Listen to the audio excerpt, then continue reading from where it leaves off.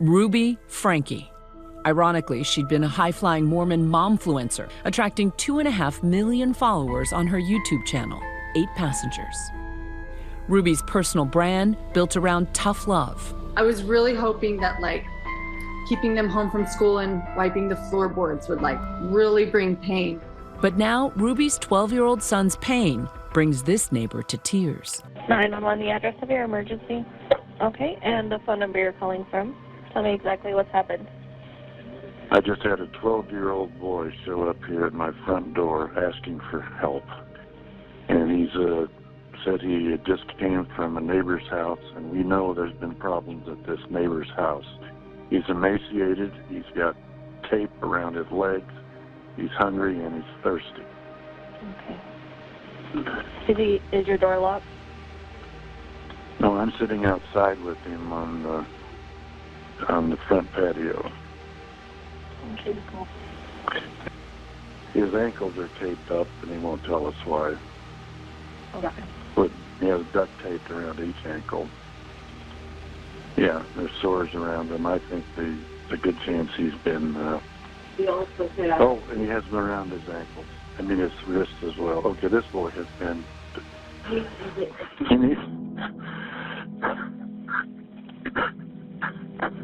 This kid has obviously been... I think he's been detained. He's obviously covered in wounds. Okay. Let's get the paramedics headed over that way, okay? Oh, that's a good idea, too. This is the 911 call that started it all. The concerned caller described the 12-year-old as emaciated and said he had duct tape wrapped around his ankles and wrists. The boy also identified his mother as Ruby Franke and revealed how he had just run away from Jodi Hildebrandt's house. Both women were arrested on August 30 and face 6 counts of child abuse. While they are still being held behind bars, new information has been painting Jodi Hildebrandt as the evil mastermind and genius manipulator. But what if all that speculation is wrong? What if Ruby is just as bad? Join us as we go back and dive deeper into the disturbing Ruby Franke case. Saying her prayers. Eve, she was 6 years old at the time. And she was saying her prayers and she said the cutest thing. I thought it was so cute.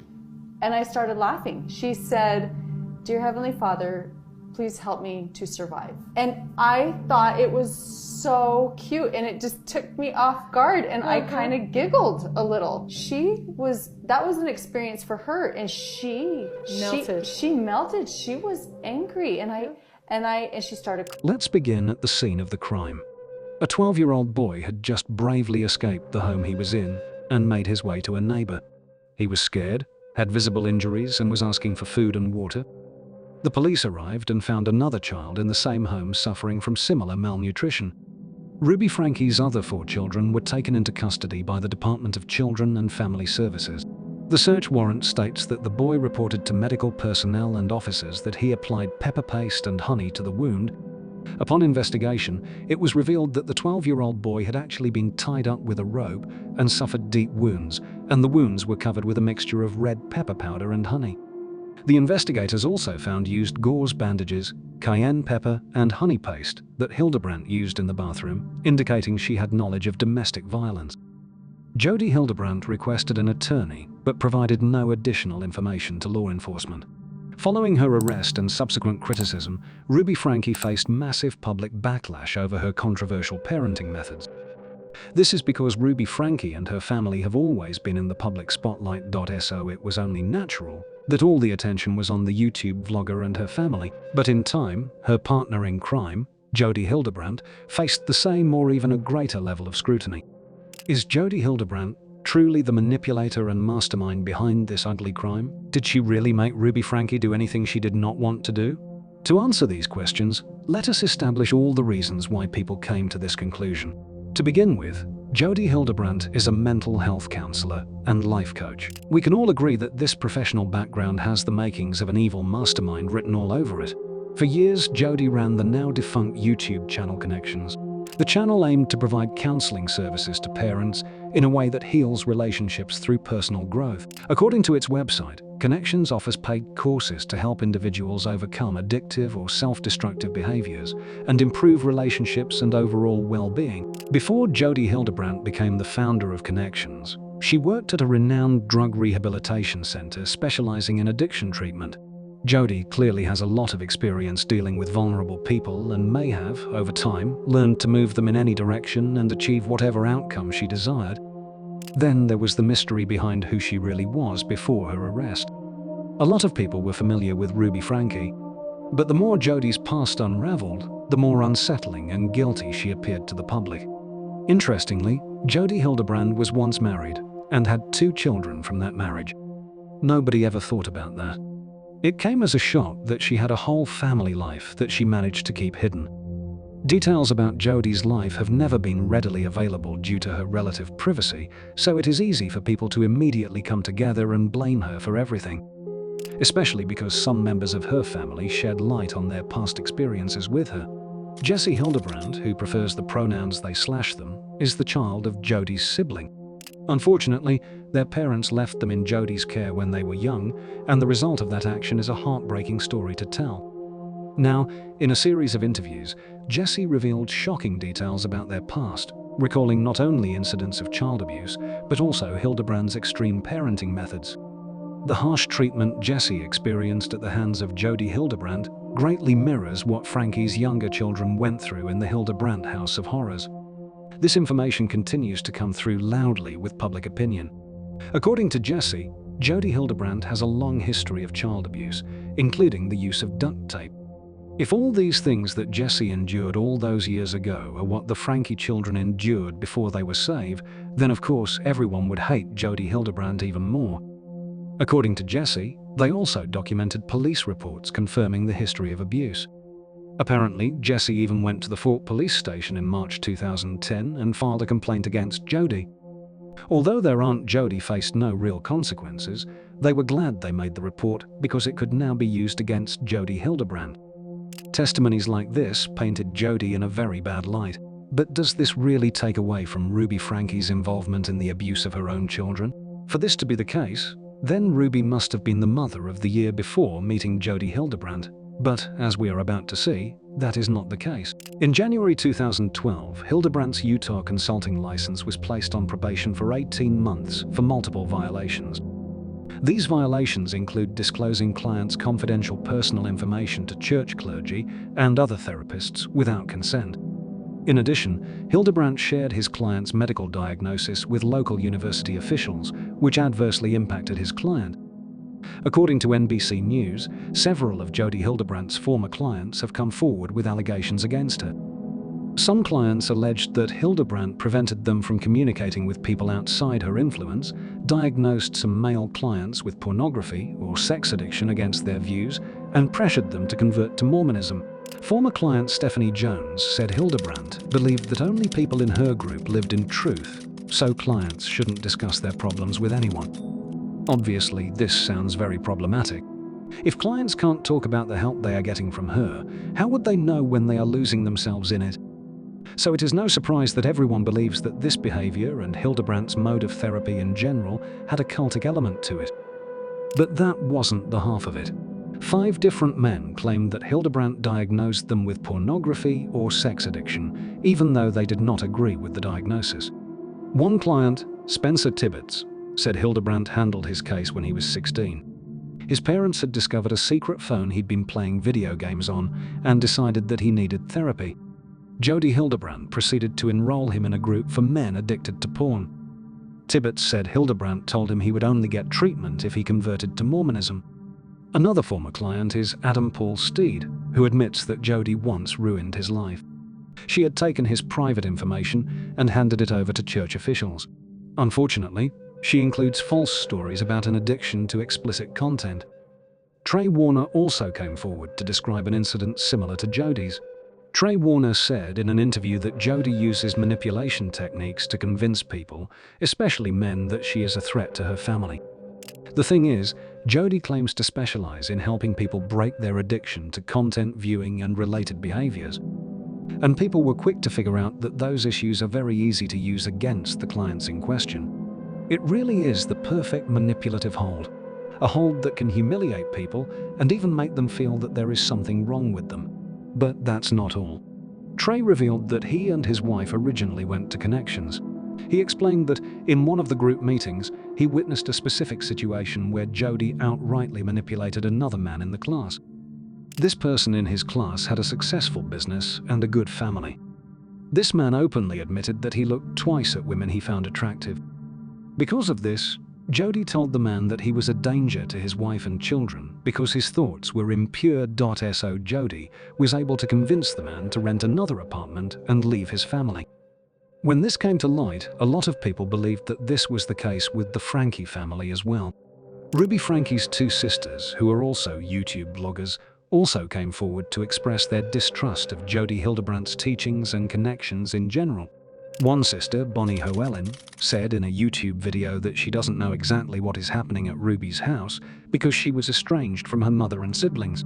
Bonnie Hoellen said that Ruby and Jodi's involvement in Connections led to complete brainwashing and that she did not agree with their extreme beliefs. In her own words, "I don't agree with how extreme these people are.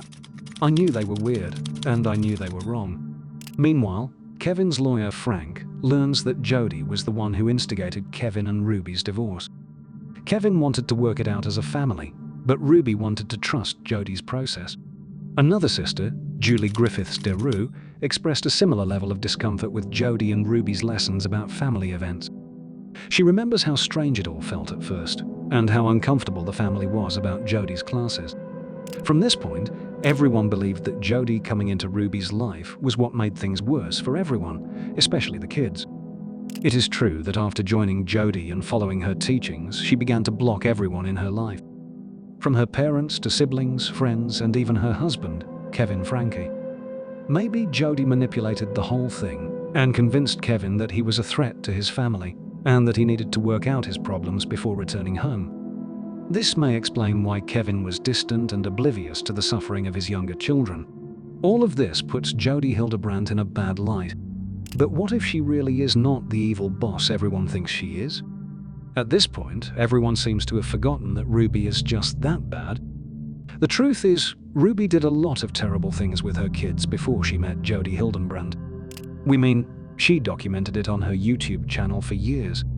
She deprived her children of necessities such as food and bedding. Her parenting was so difficult that a Change.org petition asking CPS to take custody of her children garnered hundreds of signatures in 2020. Records also show that the police have been to Franke's home more than a dozen times in recent years, between 2018 and 2019, for multiple reports of juvenile problems. There were many social checks in 2022 as well. It's not clear why, but at some point Ruby Franke sought professional help to deal with her family problems, and that's when she met Jodi Hildebrandt. They went to the Mormon church for a recommendation, and the recommended therapist was Jodi Hildebrandt. At this time, nobody is certain how vulnerable Ruby was or not, but you know what they say, great minds think alike. That is most likely the case with Jodi Hildebrandt and Ruby Franke. Ruby may have found a solid rock in Jodi. This relationship only strengthened Ruby's faith as a person and mother. Let's take a look back at Ruby Franke's problematic parenting. To begin with, it is no news that family vlogs can be harmful in more ways than one to the children that star in them. There will always be a camera shoved in their face, and sometimes it will be from the moment they wake up to the moment that they go to bed. We have seen extreme cases where a vlogger puts a camera in front of their newborn. And if you remember, Ruby Franke was no exception. She went as far as putting intimate moments online for viewers to see, moments like the girl's first time shaving their legs, bra shopping, going on dates, going to the doctor, and even being sick on the bathroom floor. Of course, no child wants these things to be put up on YouTube for millions of people to see. They may not know how to express it and will just generally believe that their parents know better. But as they grow older, it begins to dawn on them. This was just an invasion of privacy. In time, Ruby's parenting style made it to the 8-passenger channel. As some of the children gets older, Ruby began putting their disciplinary styles out there for the world to see. So for about 7 years, this bad parenting on quote did not have any effect on the growth of the 8-passengers channel. There were a couple of critics who complained about Ruby's discipline, but the channel continued to grow. But then it became more glaring. The more Ruby continued to consciously highlight her parenting and disciplinary principles, the more people began to see. I'm only going to say it one more time, and then you're going to lose the privilege to eat dinner. Cut one more thing in my house. I'm going to take the scissors, look at me, and I'm going to cut its head off. Grandma will be so mad. So what are you going to do? Are you going to cut anything else? No. You promise? Look at Mama. I just got a text message from Eve's teacher, and she said that Eve did not pack a lunch today, and can I bring a lunch over to the school? This happens quite often when you're raising children, because I know that her teacher is uncomfortable with her being hungry and not having a lunch, and it would ease her discomfort if I came to the school with a lunch. But I responded and just said, Eve is responsible for making her lunches in the morning, and she actually told me she did pack a lunch. So the natural outcome is she's just going to need to be hungry.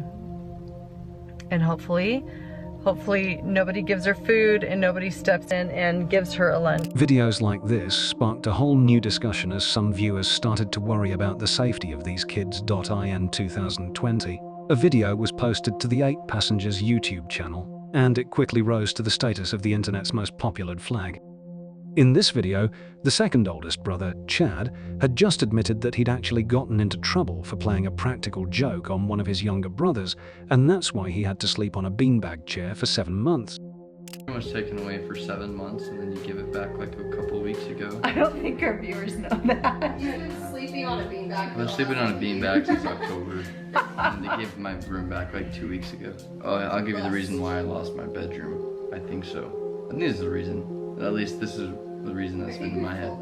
It's pretty funny, but now that I look back, I mean, it's pretty depressing. No, we never told our viewers. That I woke Russell up at 2 in the morning and told him that we're going to Disneyland and he has to pack. And he got up and made his bed all neatly and then packed all his clothes in the suitcase. And then he walked out the door and I'm like, Russell, and he's like, what? And he's all happy.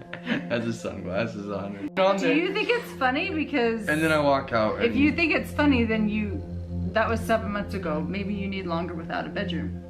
It was not funny. Russell got the big bedroom and Chad got the smaller bedroom. And Russell's bigger bedroom also had a bathroom. But what you guys didn't know was Chad didn't get any room. He didn't get anything. He was sleeping on the floor in the family room. Abby, we took the phone away from Abby in November. And you may never get the phone back. Probably not. No, I have no friends. You can play with friends. No, like I don't have friends. I don't have friends either. I literally like told my friends I'm not hanging out with them anymore. Because They say some pretty messed up stuff. I don't even know where they live. They're pretty far away. So, summer goal, become the best athlete I possibly can. We can all agree that kids play pranks all the time. And while these pranks can get out of hand, it is certainly not enough reason to be denied access to a bed for 7 months. There was also a brief mention of some wilderness therapy camp that Chad was forced to attend. These wilderness camps have such a bad reputation that most people see them as glorified prisons. This was the first real bump in the road for Ruby. As soon as this video was uploaded, many rumors about child abuse started to circulate. Conversations were opened about how this wasn't the right thing for them to be doing and how to help Chad and the other kids. However, the Franke parents responded that they were teaching their kids about the consequences of their actions. Unless you find a friend who's willing to share some of their food with you, I don't think you're going to be able to eat. But if you're not responsible for your lunch and your lunch money, that's the natural consequence. And I'm really sorry you're learning this the hard way. I will have a wonderful, yummy snack. Just hang in there today and just make up your mind. You're going to be really careful and make sure you grab your stuff when you go to school next time. And maybe you have a good friend who will share some of their sandwich with you or something. Russell, I'm really sorry. He sounded like he was going to cry. Concerned viewers analyzed these videos and then signed petitions to persuade the appropriate authorities to take action. The 8 Passenger channel was eventually deleted in 2023. But there is one thing about the internet. It never forgets, and it can sometimes come back to bite you. Footages from the 8 Passenger channel may now be used as evidence against Ruby Franke. Now, all of this went down before Ruby ever crossed paths with Jodi. A mother who could starve her children and deny them a bed to lay on can very well tie up her kids and spread cayenne pepper all over their wounds.